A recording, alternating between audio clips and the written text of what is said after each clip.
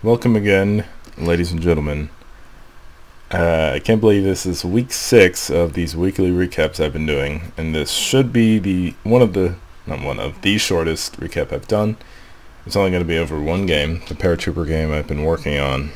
Lots of progress so far, so you're going to have to bear with me. There's lots of updates I made, most of which were made with Chris's help, Chris DeLeon, last Thursday, and if I can remember them, I will mention them. Otherwise, I've just spent a few hours working on it, and it's really mostly about polishing things up and adding some extra things, as you'll see soon.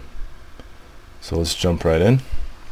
The first thing that Chris and I worked on, a subtle difference that the bullets spawn at the end of the turret instead of in the middle. That's going to play a part when you're spinning and shooting rapidly like this.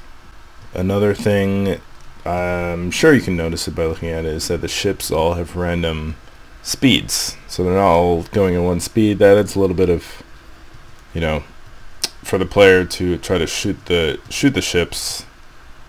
They don't all just move at a uniform speed, so it adds a little bit of level of difficulty.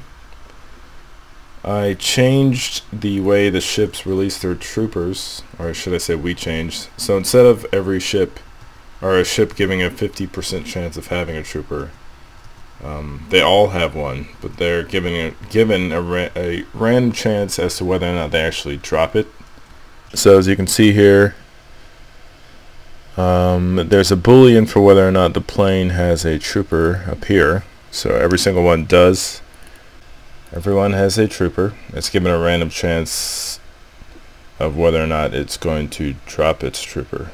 At that point, its boolean is set to false, so that by the time it comes back to this function, which is running in the move function, it will not execute any of this code. Any of this code. So it's not going to redraw its trooper. Okay, something else, if you've watch some of my gameplay, and if I can repeat it, I figured out how to get the parachutes to be shot, as you can see, and I guess part number 2 in figuring that out was try to find a way to have the troopers die once they hit the ground. So you'll notice that the ones that make it to the ground safely just land. If I shoot the parachute off, they just disappear. I haven't done anything fancy as far as having, my idea was like a blood splatter, or the original Paratrooper game had them just show a little X, like skull and crossbones, for when they hit the ground. So nothing fancy on that end right now, but they are removed from the screen, and they are not counted as just being there but invisible, so they actually die when they hit the ground. Another new feature, so creating this was 100% new to me, and I figured it out really just playing around with everything, is particle effects. So as you can see, every time I have shot something, right now my fancy particles are just circles moving at random locations. I have a particle object. Honestly, each object is really just a tiny circle, which is just added to the array every time. Let's look at the details. So yeah, every particle is just a circle right here, circle drawn. When the collisions happen, which are these 3 blocks of code, I have this create particle function, and each particle is given, or each constructor is given what it's made from, the color, I just did it hard-coded, and the shot that the particle resulted from. So the reason why it takes the shot is because I totally forget right now. I'm not really sure if I'm using some of this stuff, but it's given a shot object in its constructor, so here.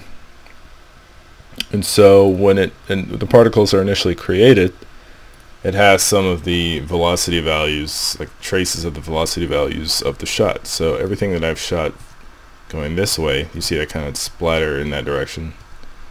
So that was pretty fun to figure out.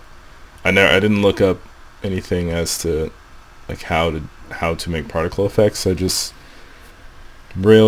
Chris had this to-do list for me, and with each step it kind of just created a particle effect. As far as where they all have a general sense of moving from where the bullet was shot, but their actual movement is a bit randomized. As you can see, when I first started, it was just a clump of circles that all moved at the same speed, so that wasn't really what I was going for, but they all generally moved or I guess I should say towards where the bullet came from, and they all have different slightly different X and Y values, so it gives kind of an illusion of them just falling apart.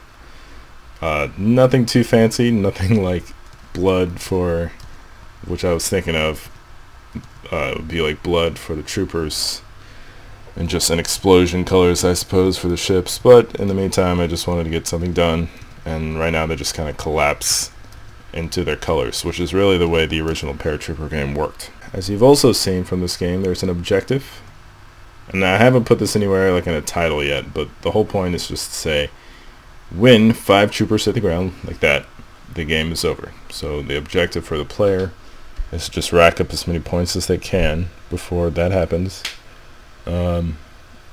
Basically, the longer they can keep troopers off the ground, the longer the player can just play the game. So if you're good enough out there, if you want to play this game, the game is just gonna keep going over and over again until 5 troopers hit the ground. So I suppose you could just potentially have this game run on to the millions if you really want to sit around for that long. But that was pretty cool because it gave the game an objective, allowed for a point system and just something for the game to end, and you could start over. So I'm forcing the player to start over with a mouse click. This is my title screen, which is just nothing. It's no images or anything. I just wrote Paratrooper on there. So no instructions yet. No fancy graphics, even with all this stuff. I just made the Paratroopers in Photoshop in about 5 minutes. They're like really pixelated, and the ships are a leftover graphic I made back in some other games I was working on. So I can spruce those up easily if I really wanted to. But I have most of the game done, like about